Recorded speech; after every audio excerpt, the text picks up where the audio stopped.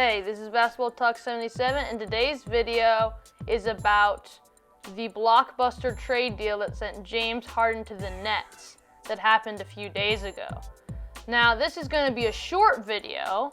It's just going to be talking about this trade, who won in this trade and who lost, and we're not going to be talking about pretty much anything else in the video, so it won't be very long. I'd also like to say, check out Suns video 1 and 2. I'll put their links in the description. And see if you like them.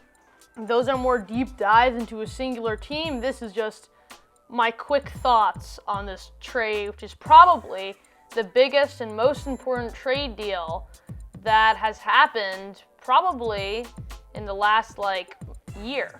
So, first, the complete trade was that the Nets acquired 4 first-round picks and 4 pick swaps, all but 1 first-round pick coming from the Nets and the other pick coming from the Bucks. And they also acquired Victor Oladipo from the Pacers, Dante Exum from the Cavs, and Rodions Kurucs from the Nets. However, the Rockets lost James Harden and a second-round pick that was theirs. The Brooklyn Nets, of course, got James Harden, but not only did they lose Rodions Kurucs and the assorted pick swaps and first-round picks, but they also lost key rotational pieces in Caris LeVert, Jarrett Allen, and Taurean Prince. Jarrett Allen and Taurean Prince went to the Cavs, while the Pacers got Caris LeVert. The Pacers also got a second-round pick from the Rockets, but they lost Victor Oladipo, who went to the Rockets, and a second-round pick, which also went to the Rockets. Actually, no. That pick did not go to the Rockets. It went to the Cavs. Anyway, the Cleveland Cavaliers got Jarrett Allen and Taurean Prince, but they lost rotational piece Dante Exum, a first-round pick from the Bucks, and a second-round pick, which was their own.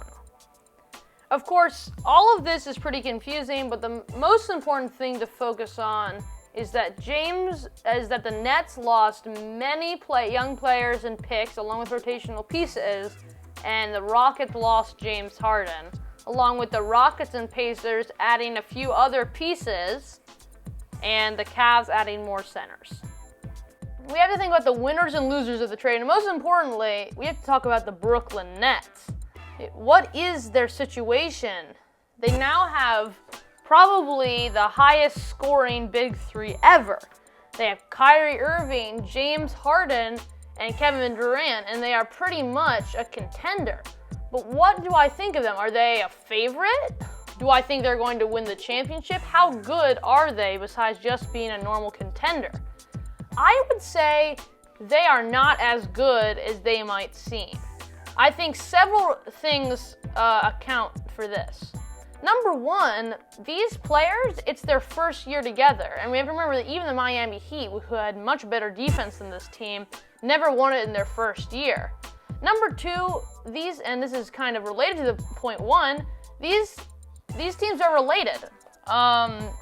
Rather, all these players are ball dominant, and none of them have had practice in a while having to play with someone else. I mean, Kyrie Irving left his team and went somewhere for the most part because Kevin Durant was back and was being the best player on the team.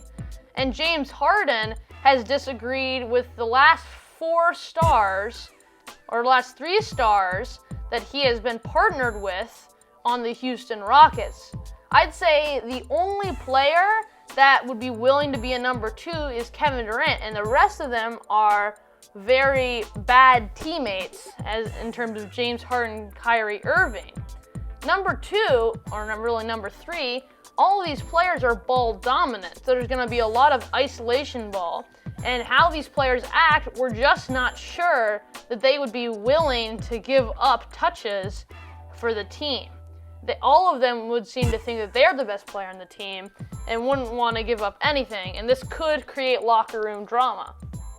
Plus, their isolation offense will stagnate constantly. And unless they learn how to play with each other, which, by how we've seen them, they may never, then their offense actually isn't going to be as amazing. After all, having one great isolation player is amazing, but having 2 or 3 actually isn't much better because they can never work together because they're always in isolation. Therefore, isolation players don't really add to each other when they're all on the same team unless some of them can learn to play with each other better. Fourth thing, they do not have good defense.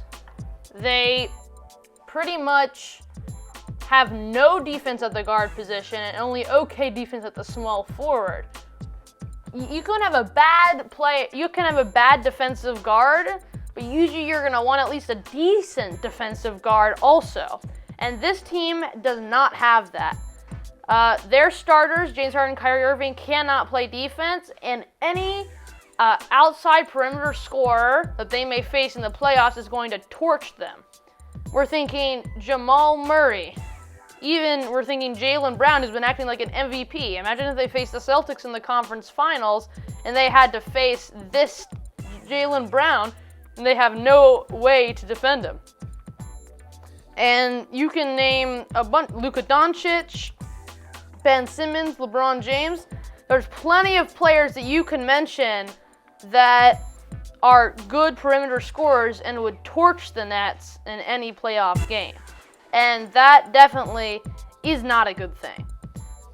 Finally, they lost a lot of depth and a lot of their future in this. Like I said, they lost 3 first-round picks and 4 pick swaps. That's a lot of picks. And the pick swaps and first-round picks, if you add them together, were one of them for every year from 2021 to 2027. And they lost a lot of depth, losing 4 of their players, including key pieces like Karis LeVert and Jared Allen. DeAndre Jordan was barely in the rotation before this trade, and now he's going to have to be the starter. And Karis LeVert, a rising star that could help them and perhaps even improve his defense, has now been given away. So, all in all, I think this was a bad trade for the Nets. I'd have much preferred they would trade for someone like Victor Oladipo or anyone in the guard position that could play decent defense. And that would help fix their main problem, and they would be able to keep the players they have now. Or perhaps they still could have traded Jared Allen and Karis LeVert, but at least for a player that fits well, or at least better, with the players you have. Perhaps it could even be Klay Thompson when he comes back for injury because of his ability to play off ball that wouldn't affect the play of Kyrie Irving and Kevin Durant, and his also amazing defense that would help him at the shooting guard position. But no, they went for the one person that is probably the worst fit on the team that they could have. A player that's ball dominant, something they didn't need any more of, and terrible at defense. Defense, something that they needed a lot more of. So I think it was a bad decision on their part. And yes, James Harden is a great player, and if you have the ability to get him, I suppose that it's the right move. But I still think that it's still worth it to at least think. Don't just think of the talent your team's going to have. Think about how it's going to fit together. Because if anything, the Clippers last year showed us, and many basketball YouTubers around the NBA YouTube area have mentioned this, but you can't just have a bunch of talent and win. That's not everything you need. Sometimes you need fit as well. However, for the other teams, it's interesting how they came after this trade. This is a lot talk about the Nets because, of course, they're the one that got James Harden, but other teams did well for themselves as well. For example, the Indiana Pacers are officially a young team. Now they've got young player Karis LeVert, rising star Domantas Sabonis, relatively young player TJ Warren, and relatively young player Miles Turner. So now they're a pretty young team. I wouldn't call them rebuilding because they're making the playoffs, but they can definitely all hit their prime in a few years and definitely be a contender. If you want to see more about that, you can watch my Pacers video on how they could become contenders. But I think they did well for themselves in this trade. The Cavs are strange because they now have like 100 centers, and they're definitely going to be running a tall ball lineup. What that's going to do to their spacing, we don't know yet, but we'll just have to see. Maybe it'll work, maybe it won't. And as for the Houston Rockets, I actually think they did well with this. They're in a bit of a OKC situation where they could either try to win now or they could go later, because you have to remember, they have 4 first-round picks and 4 pick swaps. So they have a boatload of picks, and they also have added Victor Oladipo. So that leaves them a team of John Wall, DeMarcus Cousins, Christian Wood, and Victor Oladipo, a good starting lineup along with players like Dante Exum and Rodions Kurucs, and a boatload of picks. In fact, they could use all those picks to get them a high-level player, or they could just get a lot of supporting pieces, or both.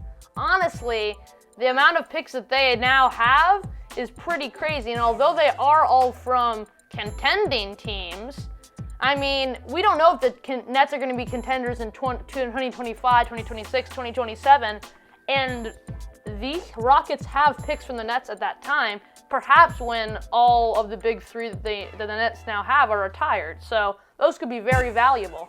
And they could trade for a superstar now, or they could start a rebuild. Honestly, I don't think the Rockets necessarily need to start a rebuild. I think a lot of the losses they had early on was because of James Harden ruining their chemistry. And I'd definitely be interested to see how good they can be when James Harden is gone and John Wall is the leader of the team.